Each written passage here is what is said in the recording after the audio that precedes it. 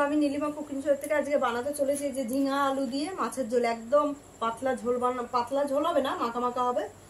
একদম এই গরমে এখন আর মশলাপাতি খাওয়া ভালো লাগছে না, ওই জন্য একদম হালকা করে ঝোল বানাবো। আমি কেটে বানাচ্ছি, কি করে বানাচ্ছি আপনারা দেখতে থাকুন।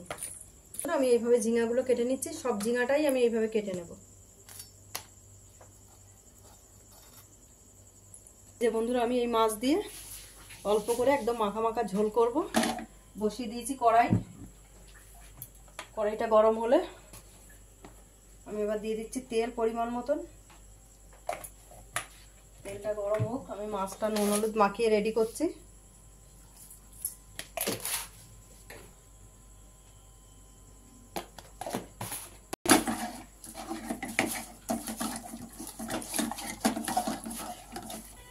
হয়ে গেছে আমার তেল গরম, দিয়ে দিচ্ছি এক এক করে মাছগুলো। এইভাবে সব মাছগুলো আমি ভেজে নেব। আমার মাছ ভাজা, এবার আমি দিয়ে দিচ্ছি রাঁধুনি ফোড়ন। ওই যে আমি সবজিগুলো কেটে রেডি রেখেছি, এবার আমি সবজিগুলো দিয়ে দিচ্ছি।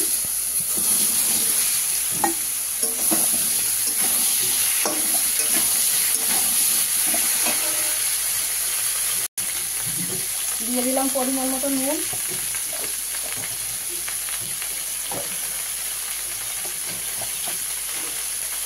দিয়ে দিচ্ছি পরিমাণ মতন হলুদ গুঁড়ো।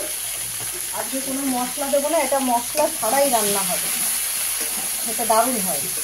কাঁচা লঙ্কা চিড়ে যে রেডি করে রেখেছি, কাঁচা লঙ্কায় যে কাঁচা লঙ্কা দিয়ে দেবো নামানোর আগে, একটু আগে। কীভাবে বানাচ্ছি আপনারা দেখতে থাকুন। হয়ে গেছে আমার কষা, এবার আমি দিয়ে দিচ্ছি জল পরিমাণ মতন। ঝিঙায় এমনি জল বলে, অল্প করে জল দিলাম, দিয়ে এবার ঢাকা দিয়ে দিচ্ছি। ফুটছে বন্ধুরা, আমি দিয়ে দিচ্ছি কাঁচা লঙ্কাটা প্রথম। এবার দিয়ে দিচ্ছি মাছটাকে, এবার আবার ঢাকা দিয়ে দেবো। দেখুন বন্ধুরা আমার হয়ে গেছে, এবার আমি নামিয়ে দিচ্ছি।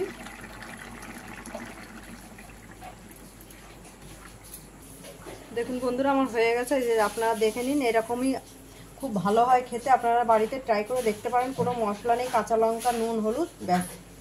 আর নীলিমা কুকিং শোটিকে আপনারা সাবস্ক্রাইব লাইক কমেন্ট শেয়ার করে দেবেন। আর ফেসবুকের বন্ধুরা আপনারা লাইক কমেন্ট শেয়ার করে দেবেন। আর নীলিমা কুকিং শো বলে পেজ খোলা আছে, ওখানে গিয়ে আপনারা ট্রাই করে দেখবেন, লাইক কমেন্ট শেয়ার করে দেবেন বেশি বেশি করে।